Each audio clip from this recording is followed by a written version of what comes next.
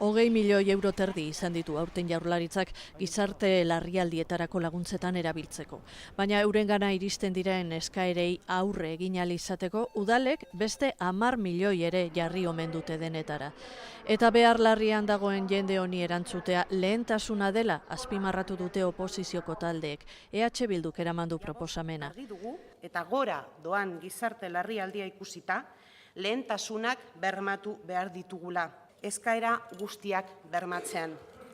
Alderdi Sozialistak, Popularrak eta baita UPyDek ere uste dute larrialdietako laguntzetarako diru nahiko ez izatea.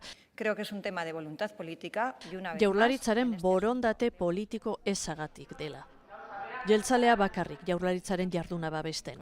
Baina hau ez da egia eta badakizue. Ez da borondate politikorik ez dagoenik.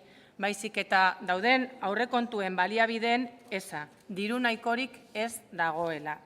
Jarrerak horrela oposizioko taldeek bateginda Legebiltzarrak Jaurlaritzari berriro eskatu dio. Aurten agortuta dagoen diru partida zabal dezala eta datorren urteko aurrekontuetan laguntza guztiak bermatzeko dirua jar dezala.